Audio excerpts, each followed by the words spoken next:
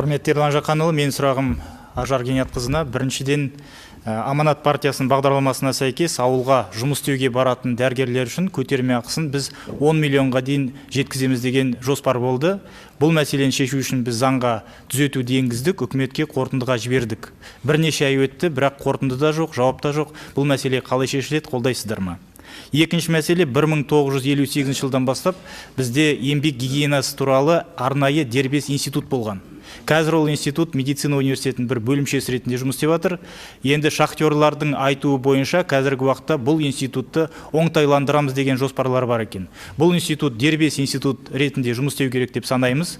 Сондықтан Қарағандыдағы бұл институтты біз Светлана Қабыкенқызымен де бұны қарадық. Осы мәселені дербес институт ретінде жұмыс істеу үшін мәселені шешу керек деп санаймыз. Және де үшінші мәселе бұл онкология бойынша.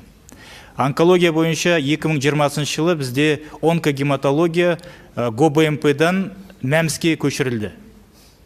Яғни қазір ол 2 пакетте. Осыған орай қазіргі уақытта бізде мынау 3 миллионға жуық осы МәМС-пен қамтылмаған азаматтар уақытында УЗИ да ала алмайды, КТ да ала алмайды, анализ өте алмайды. Бұларға өте қиын болды. Енді нәтижесінде ауруы асқынып кетуге сондай бір үлкен ықпал етеді деп ойлаймын бұл шешім.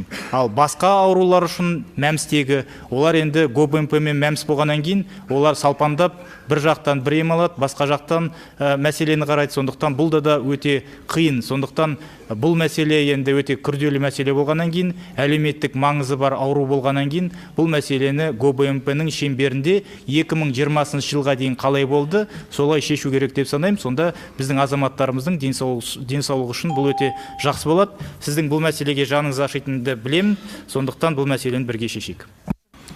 Денсаулық сақтау министріне сұрақ. Ажар Ғиният, микрофон қосыңыздар. Құрметті Асхат Қанатұлы, бірінші сұрағыңыз бойынша үкімет өз тарапынан Аманат партиясының мына ауылдық денсаулықты қолдау жөніндегі ұсынысын қолдады.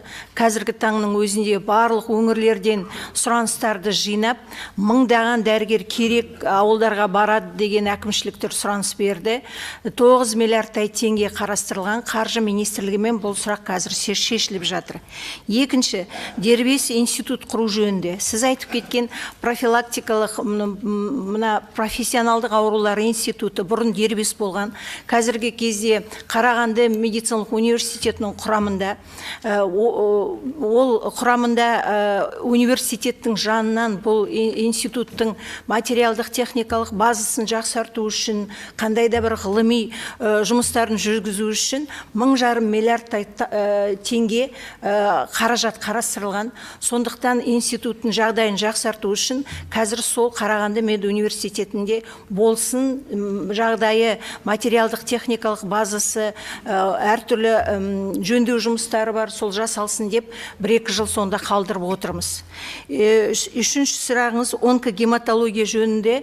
Бұл сұрақ бойынша барлық бұл ауруларды емдеу кепілдірілген медициналық мамандырылған медициналық көмектің тізбесінде, яғни республикалық бюджеттен қаржыландырады. 25 миллиардтай теңге қаралған. Ал егер шұғыл түрде түсетін болса, ол адам сақтандырылған болса, МәМС жүйесінде қаражат төленеді. Негізі жалпы ол кепілдірілген медициналық көмектің тізімінде. Медициналық ұйымдардың көтеріп отырған сұрағы 2 келісімшартпен жұмыс жасаймыз деген мәселе. Биыл заңға норма енгізілді, бірыңғай пул жөнінде. Сондықтан келесі жылы бұл сұрақ шешілетін болады. Барлығы бір бюджетпенен қамтамасыз етіледі. Рахмет сұрағыңызға.